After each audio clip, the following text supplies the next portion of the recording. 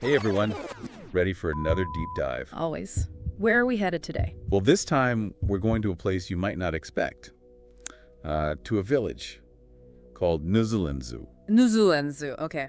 Tell me more. What's so special about this village? Well, it's built entirely on water. Entirely on water. Whoa. Where is this village located? This incredible village is in Ghana, West Africa, on Lake Tadane, to be exact.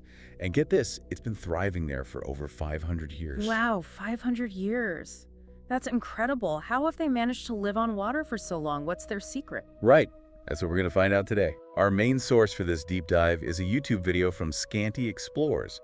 It gives us a first-hand account of what it's like to visit Nzulenzu. Oh, a first-hand account. Those are always so insightful. I can't wait to hear what they discovered. Me too. Just imagine traveling through serene canals, surrounded by lush greenery. Yeah. The anticipation building as you approach this mysterious village, perched on stilts above the water. Okay, I'm picturing it. Peaceful, serene, a hidden gem in the heart of nature. Right. But before we get to the tranquility of the village, our explorer had a bit of a, shall we say, adrenaline rush on the way there. Oh, what happened? A near-death experience with a logging truck. A logging truck? Yikes, that doesn't sound very peaceful. Yeah, not exactly the start you'd expect for a journey to a serene village on a lake. But it does make you appreciate the contrast. It right? definitely does. So after that harrowing encounter, they made it to the lakeside, right? They did.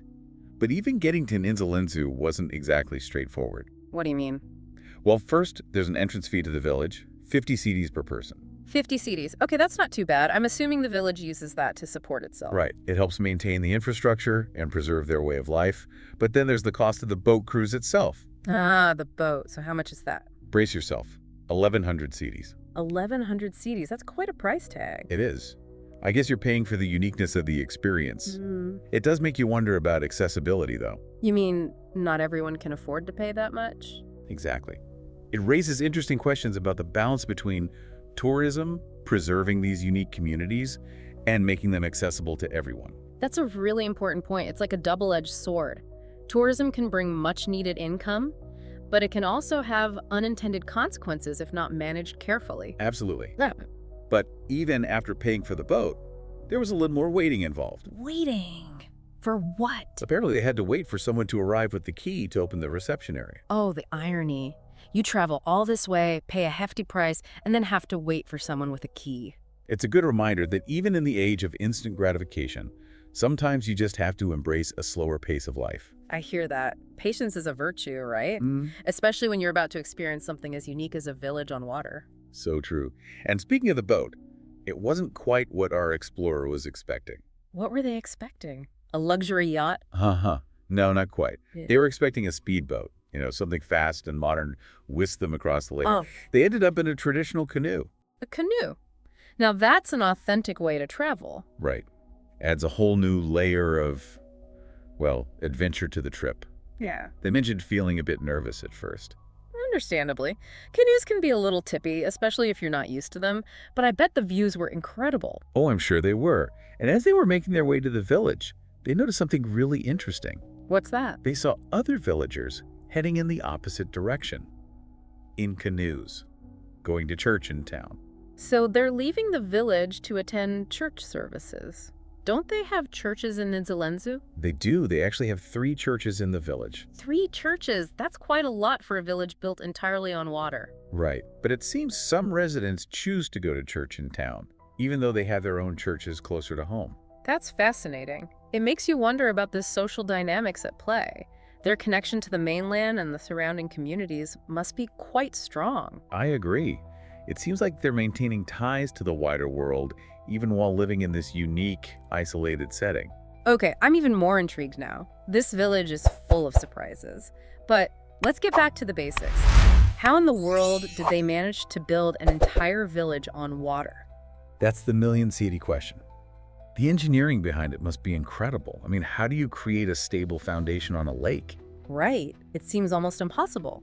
Well, according to our explorer, they use a special type of wood called ape to build the foundations. A pay wood.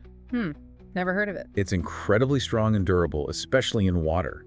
It's naturally resistant to rot and waterlogging. Ah, that makes sense. So it's perfectly adapted to withstand the constant exposure to water. Pretty ingenious, actually. Totally. And they drive these ape pillars deep into the lake bed to create a solid base for the homes. It's like building on stilts, but on a much grander scale. And with a wood specifically chosen for its water-resistant properties? That's fascinating. What about the layout of the village itself? Is it just a random collection of houses, or is there a system to it? Oh, there's definitely a system. The village is laid out in a way that reflects their family lineages. Each avenue represents a different family line, almost like a family tree etched into the structure of the village. Oh, that's amazing. So the village itself tells the story of its people. Exactly. And new homes are built along these lineage lines, which means the village expands organically as families grow. That's a really cool concept. It's like a living, breathing testament to their history and social structure. It really is. Yeah.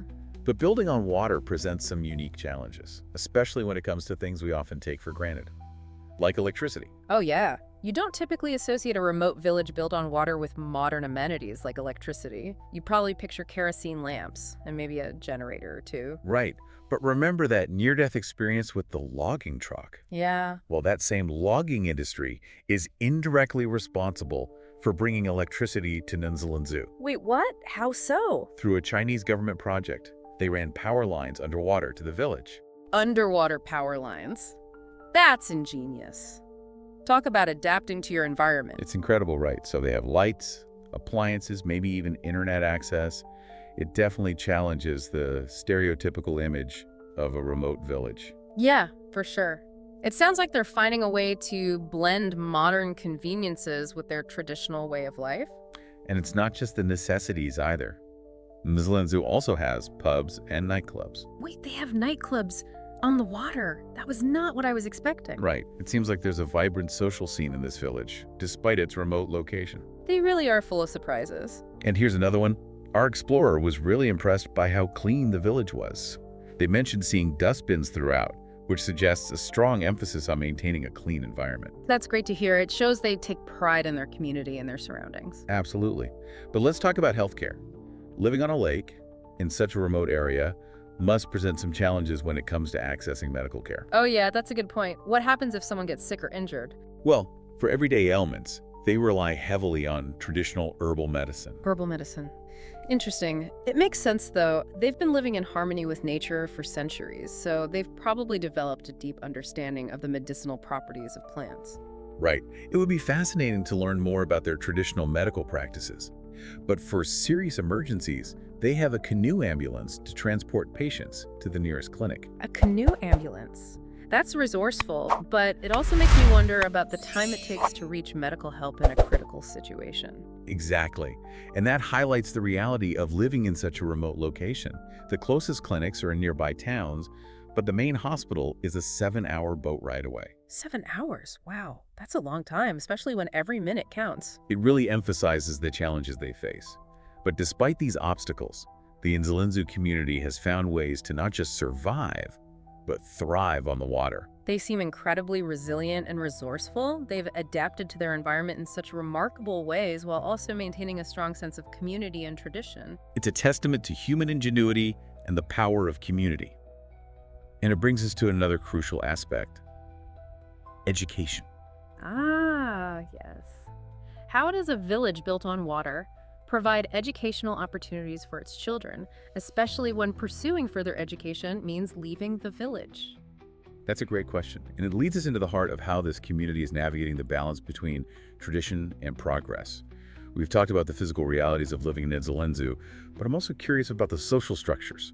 Like how does a village built entirely on water handle things like governance and decision-making? Yeah, that's a great question because you'd think geographic isolation might lead to a unique system, but it's actually a fascinating blend of traditional practices and modern systems. Oh, really? So how does that work in practice? Well, our explorer pointed out that the villagers actively participate in national elections. Wow. So they're engaged with the broader political landscape, even though they live in such a unique setting? Exactly. It shows they're not completely cut off from the rest of the country, and they're exercising their right to vote just like any other citizen.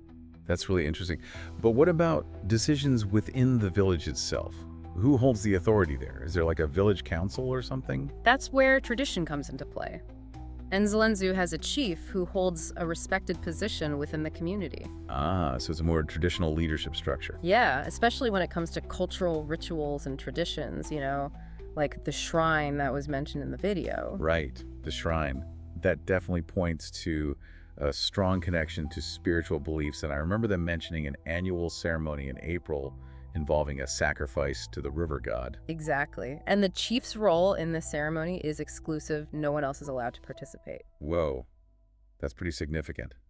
It emphasizes the importance of the lake, not just as their home, but also as a spiritual center. It seems like the lake is deeply intertwined with their beliefs and their identity. It's not just a body of water, it's sacred to them. That makes a lot of sense.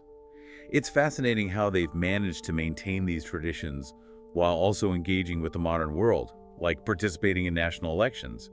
It shows that progress and tradition don't have to be at odds with each other. It's a really interesting dynamic, but it also raises questions about the role of the national government in their lives. The video mentioned that despite actively voting, the villagers haven't seen much investment from the government in their community. Oh, wow. So they're fulfilling their civic duty by voting, but not necessarily reaping the benefits. It makes you think about the responsibility of the government to support all its citizens, even those living in remote and unique communities. Absolutely.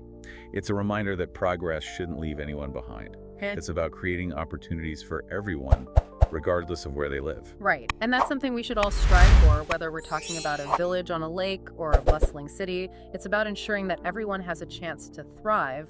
Well said. But we were talking about education earlier, and I'm curious to learn more about that. What kind of opportunities are there for the children of Nzulenzu? That's a great segue because education is often a key factor in determining the future of a community. Absolutely. It opens doors and empowers individuals. So what did our explorer find out?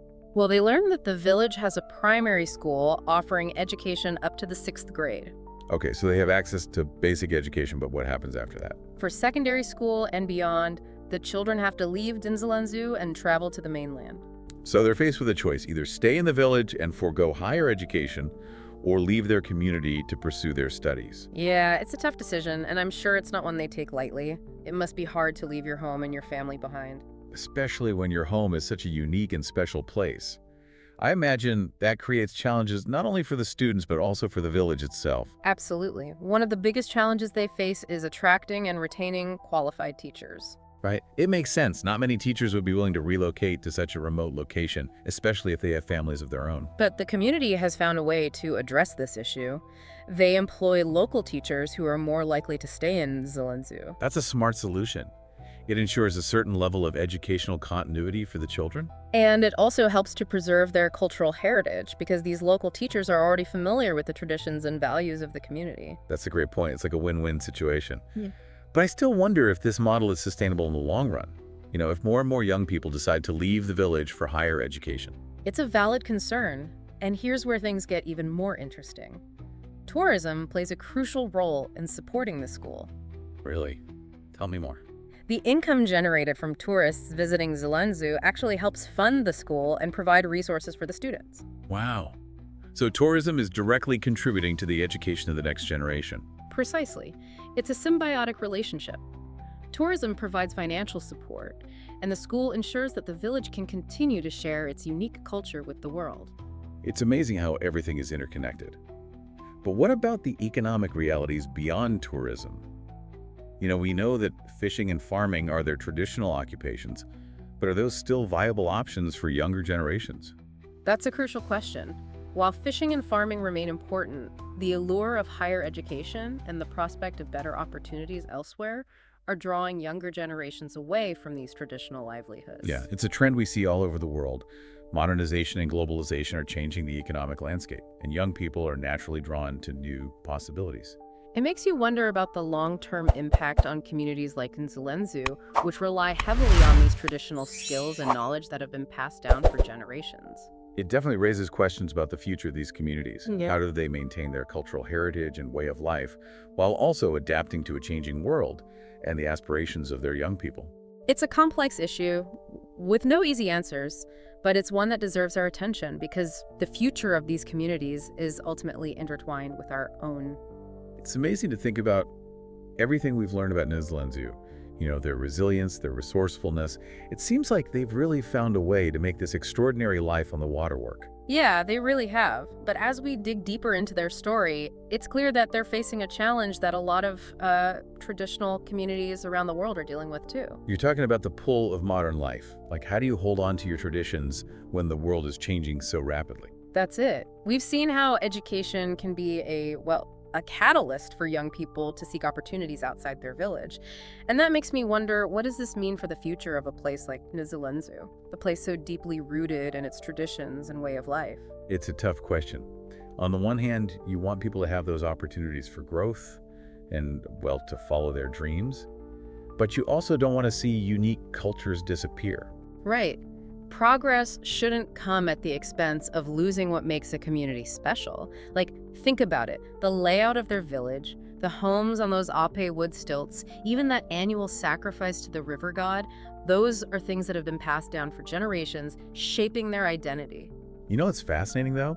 It doesn't seem like the people in Nzulenzu are resisting change. I mean, they've embraced electricity, they're politically active, they've even found a way to incorporate tourism into their economy. Yeah.